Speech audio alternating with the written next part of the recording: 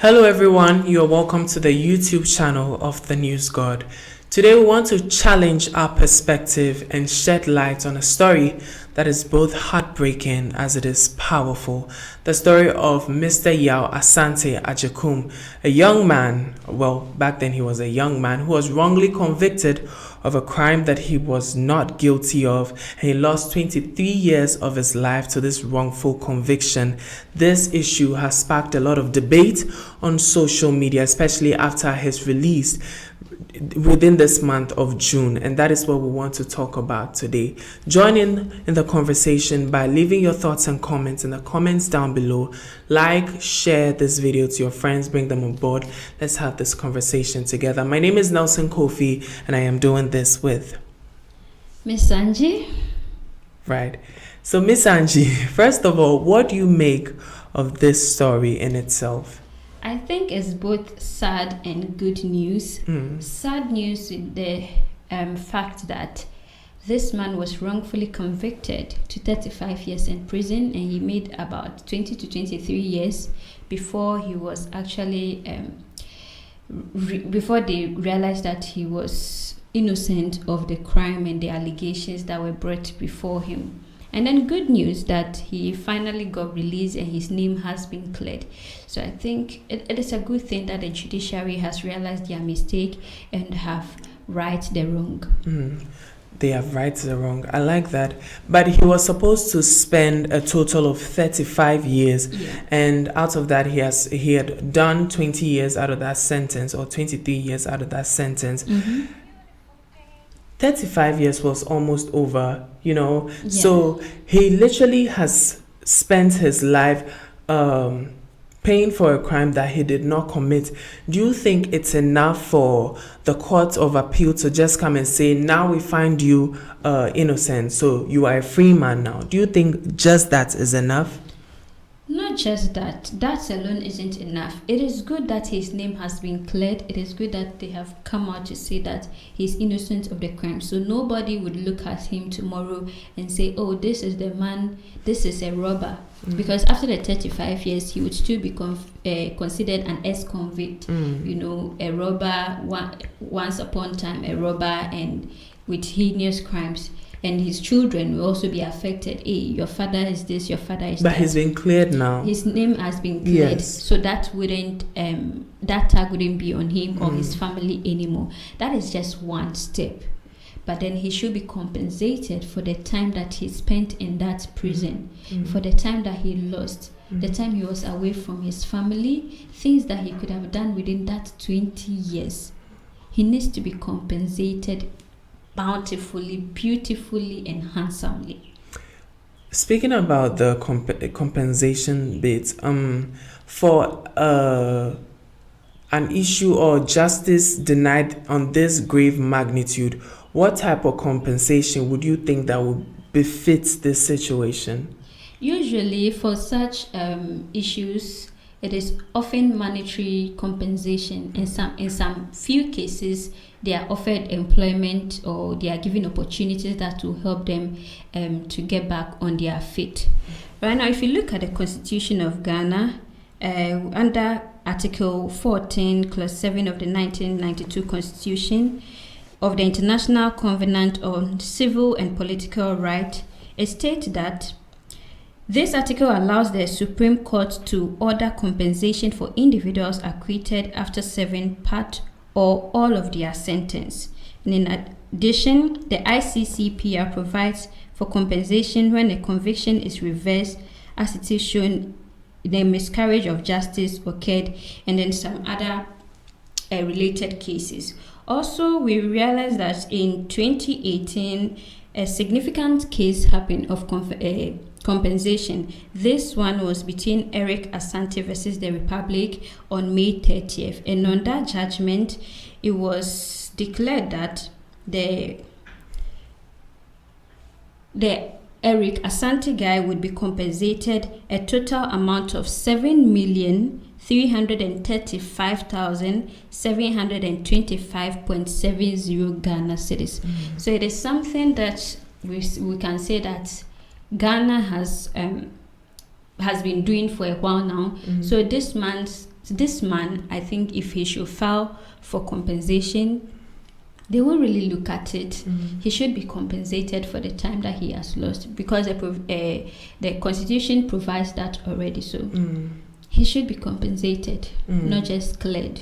One of the things that came to light is the loopholes or the cracks that exists in Ghana's justice system, or probably on a broader scale, the entire justice system, like around the world. It's people being wrongfully convicted of crimes that they had no knowledge of. What do you make of the justice system, wrongfully convicting people of crimes that they did not commit? Okay, I won't say the judiciary aren't doing their job well. They are doing very good. Ghana's Very judiciary. well. But 23 years wasted. I'm not looking at his case alone. The judiciary, the services, the forces have been able to evacuate criminals from our society, making it safer. That is their duty and responsibility.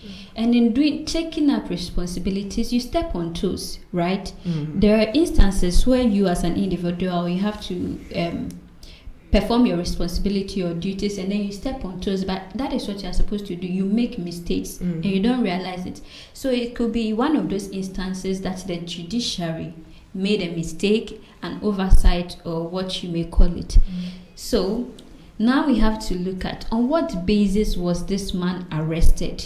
Was it just by his association with Atta Ayi, or based on articles I've read, based on really insufficient evidence or flimsy evidence? That is quotes how I read it, and based on the things that I came across or the records that I have, he was released now because of the judges seeing the evidence brought by prosecution to be insufficient.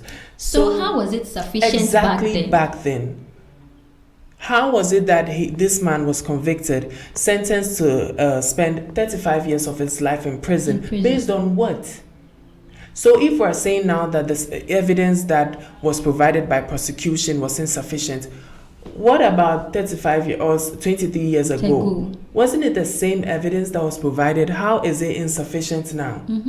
Don't get me wrong, I'm excited that he's been released. But why is it that the same lens that were used to view the evidence now wasn't used to view it back then? And now, 23 years after, a man's life was just wasted. At age 23, he was just thrown into and I learned he had to spend 7-8 years in remand before he was actually being convicted. Look at this. That is very wrong.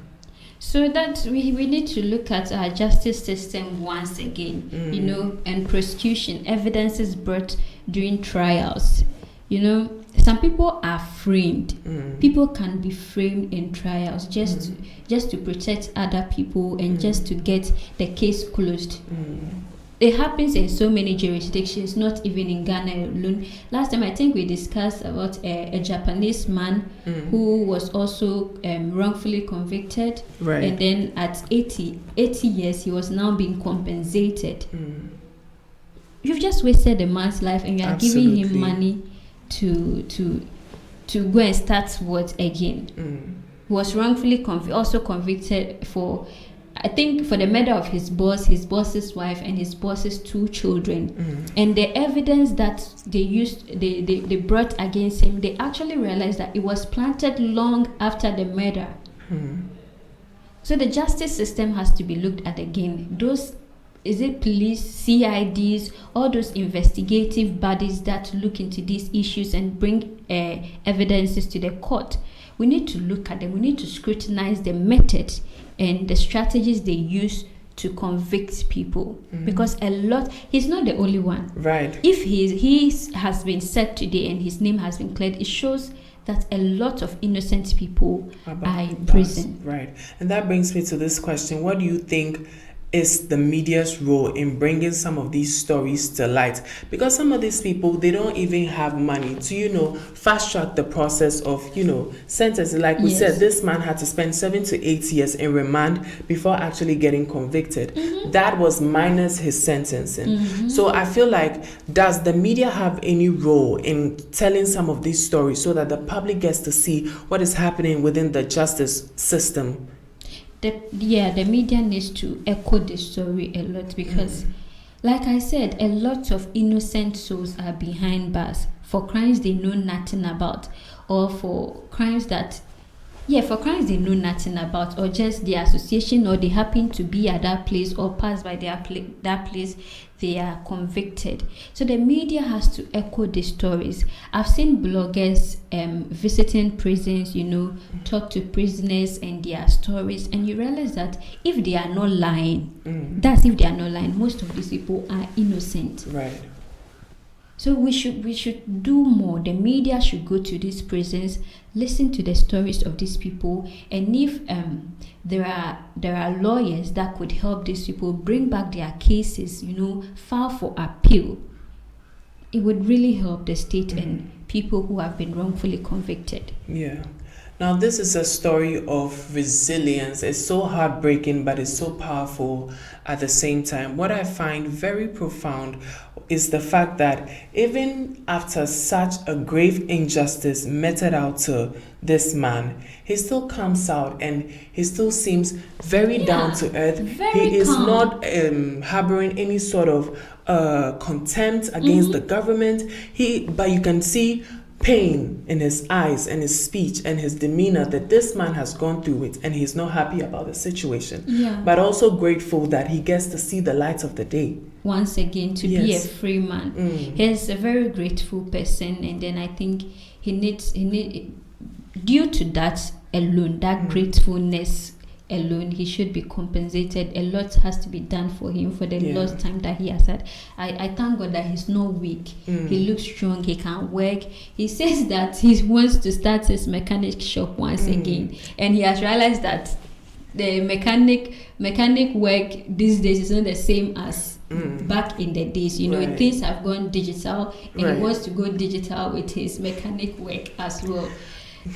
So I really like that part, the fact that he wants to go back to work. He's not begging anyone for help or anything. And people have made joke about the whole conversation. See how he was looking so fresh and very nice. That was because I saw a thin man going to prison, then you come out with all this flesh.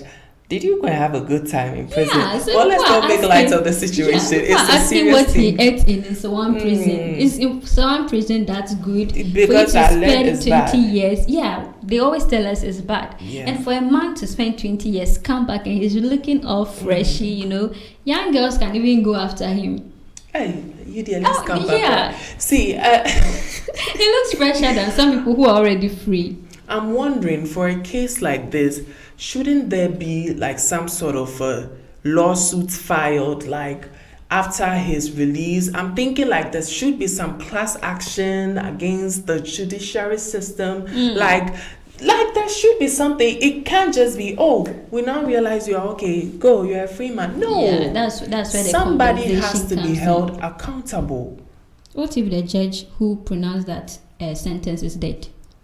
Well, we'll bring back his soul to come and Yeah, go. No, I'm just saying, but it just can't go. It can't be brushed under the carpet. That is why there is there provision has to be for some sort of accountability. The compensation thing wouldn't do it for me. Give me $100 billion and still my 23 years is still not given to me. Somebody has to be held accountable. So you want someone to go in prison instead? Not somebody should come and own up and say this is wrong, but I need something to be done. It is not enough. That's what the judiciary has done by So clearing that's his enough. Well, I don't think that's enough. name. Okay. Well, tell us. Look at the camera. Tell us what we should do. Give him back his 23 years. Are you serious? I'm serious. All right, so that's it. We've laid out our opinions about this tragic, heartbreaking story about Mr. Yao Asante Ajekum, who was wrongfully convicted of robbery and a plethora of other crimes. And, from the conversation, we drew some significant deductions. One being that this was woefully wrong and that somebody needs to account for this. Do you agree with me? I do. Absolutely. And so we want to hear from you. What do you think about this situation and how can this wrong be right? Okay, so we've had this conversation. We hope you enjoyed this conversation. Let us know in the comments what you think. And my name is Nelson Kofi, and I did this with Miss Angie Shima. Thank you so much for watching.